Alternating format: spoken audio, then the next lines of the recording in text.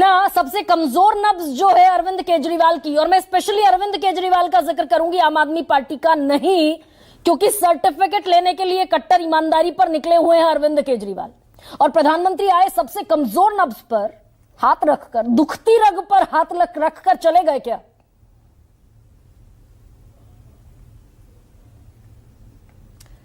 गरिमा जी, प्रधानमंत्री जी ने आज लगभग 43 मिनट बोले और उसमें से 40 मिनट सिर्फ गाली गलौज, अपशब्द, ये सब बोला।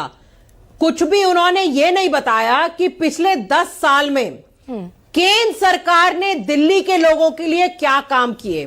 ये मेरे हाथ में 2020 का भारतीय जनता पार्टी का संकल्प पत्र है। जैसा कि आप जानती हैं, दिल्ली लगभग आधा राज्य है।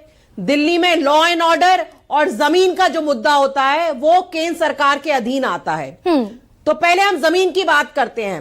2020 के इनके संकल्प पत्र में इन्होंने लिखा है कि 2022 तक दिल्ली के सारे लोगों को, सारे झुग्गी वासियों को पक्का मकान मिलेगा। हम 2025 में आ गए, आज तक इन्होंने सिर्फ 4700 5,000 से कम मकान दिए दिल्ली में लोगों को। और वो देखिए, दिल्ली में लगभग 15 लाख लोग रहते हैं झुग्गियों में। तो उसको देख के लग रहा है कि इनका ये आज का भी जो संकल्प पत्र है, जो ये लाएंगे इस बार भी, ये कुछ 200 साल की बात कर रहे हैं। क्योंकि जिस गति से, जिस कछुआ गति से ये काम कर रहे हैं, 200 साल तक वादे पूरे नहीं हो पाएंगे। ठीक, अब रीना, आज उन्होंने अब मोदी जो कह गए, मोदी जो कह गए, मैंने जो सवाल पूछा, गरिमा जी देखिए, ओपन कह लीजिए ओपनिंग स्टेटमेंट तो बोलने दीजिए गरिमा जी। आज सारा डिस्कशन आम आदमी पार्टी के ऊपर है। बहुत सारे सवाल है, कहिए, पूरा कर लीजिए रीना। देखिए, दूसरा जिम्मा जो होता है केंद्र सरकार का दिल्ली में लॉ एंड ऑर्डर का होता है। दिल्ली को रेप कैपिटल इन्होंने ऑफ द वर्ल्ड इन्होंने बनाया हुआ है। रोज 3 महिलाओं के ऊपर रेप होता है। फिरौती की घटनाएं ऐसे हो रही हैं जैसे दिल्ली ना हो, कोई भीड़ का इलाका हो। खुलेआम फायरिंग, चेन स्नैचिंग, मर्डर, सब कुछ ऐसे हो रहा है। उसके बारे में इन्होंने कोई जवाब नहीं दिया, सिर्फ गाली गलौज करी। और इन लोगों ने ये नहीं बताया कि आपदा करते रहिए, लेकिन दिल्ली के लोगों के लिए ये क्या लेके आएंगे, इनका क्या एजेंडा है, कौन दिल्ली का मुख्यमंत्री होगा। मोदी जी तो दिल्ली के मुख्यमंत्री बनने नहीं जा रहे। बिल्कुल, एब्सोल्युटली फेयर पॉइंट रीना, वो कुछ नहीं बताया। एब्सोल्युटली फेयर पॉइंट रीना, लेकिन अरविंद केजरीवाल जब निकले हैं एक सिर पर साफा बांधकर कि कट्टर ईमानदार लगूं तो वोट देना, और ऐसे में अगर एक टैगिंग करने की कोशिश हो तो ये दुखती नब्ज तो है ना भारतीय जनता पार्टी ने जो उठाया आज मुद्दा, शराब घोटाला, इस सारा, ये तो आपके कैलाश गहलोत भी चिट्ठी लिखकर चले गए कि भाई आम आदमी पार्टी में आम आदमी तो कोई बचा नहीं।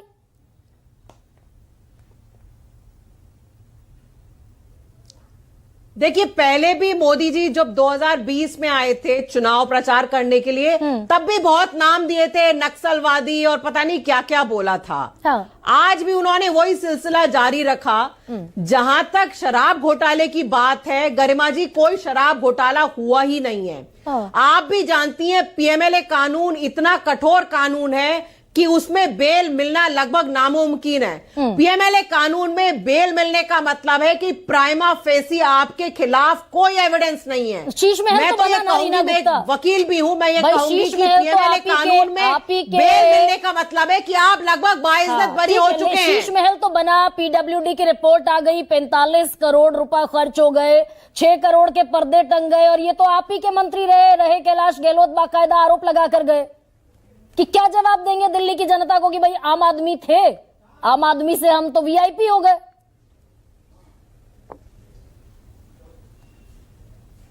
देखिए, आज भी आम आदमी पार्टी आम आदमी की ही बातें करती है। हमने जितनी भी योजनाओं की इस बार घोषणा पत्र में घोषणा करी है, चाहे हमारी संजीवनी योजना हो दिल्ली के सीनियर सिटीजन्स के लिए, चाहे हमारी महिला सम्मान योजना हो दिल्ली की सारी महिलाओं के लिए जिनको 2100 प्रति माह मिलेंगे, चाहे हमारी अंबेडकर स्कॉलरशिप हो, ये सारी योजनाएं जो है सब दिल्ली के आम आदमी के लिए ही हैं। और सारी दिल्ली पुरानी का आम योजनाएं आदमी जितनी अरविंद भी केजरीवाल से, आम आदमी रीना पार्टी गुप्ता, से बहुत सारी खुश है। पुरानी योजनाएं, सुनिए ना, आप थोड़ा सा प्रिसाइज मुझे जवाब देंगी तो दर्शकों को भी अच्छा लगेगा।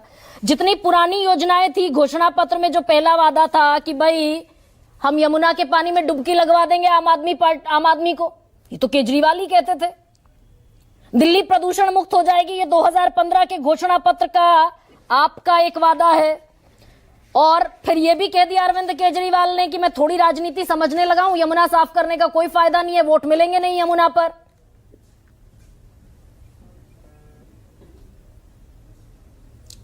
गरिमा जी देखिए, प्रदूषण की जहां तक बात है, दिल्ली में जब से हमारी सरकार बनी है, हमने दिल्ली का PM 2.5 लेवल 30% कम किया है। प्रदूषण का मुद्दा हो, यमुना जी का मुद्दा हो, ये सारे मुद्दे जो होते हैं इंटर स्टेट मुद्दे होते हैं, अंतरराज्यीय मुद्दे होते हैं। और इसमें केंद्र सरकार को लीडरशिप लेनी पड़ेगी। चाहे आप यमुना जी का मुद्दा देख लीजिए, यमुना जी कई राज्यों के थ्रू फ्लो करती हैं। अब रीना गुप्ता, आप कह रही केंद्र सरकार की जिम्मेदारी सारे है राज्यों को, लेकिन अरविंद केजरीवाल कह रहे थे कि अगर 5 साल में यमुना को डुबकी लगाने लायक नहीं बना पाए तो 2025 में उन्हें वोट न दिया जाए। ये ओनस केजरीवाल ने अपने आप पर लिया था। अरविंद के जी, और हम लोग एकदम ऑनेस्ट लोग हैं। अरविंद केजरीवाल जी ने खुद कबूल भी किया है कि यमुना जी की सफाई का एक काम मैं पूरा नहीं कर पाया। उसका काफी जो उसका बैकग्राउंड जो होता है, जो कच्ची कॉलोनियों को सीवर लाइन से जोड़ने का, वो सारा काम हो गया है। थोड़ा काम रह गया है। 2 साल कोविड में निकल गए, कुछ साल षड्यंत्र के चलते अरविंद केजरीवाल जी को जेल में डाला गया, इसलिए काम डिले हुआ है। और इस बात को हमने कबूल किया है कि ये काम हमारा डिले हुआ है। पोल्यूशन में भी दिल्ली, कोई एक प्रदूषण में भी रीना गुप्ता, आप ही की रिपोर्ट है, सेंट्रल पोल्यूशन कंट्रोल बोर्ड की रिपोर्ट है, सबसे खराब हवा राजधानी दिल्ली की है। ये प्रदूषण का हाल है।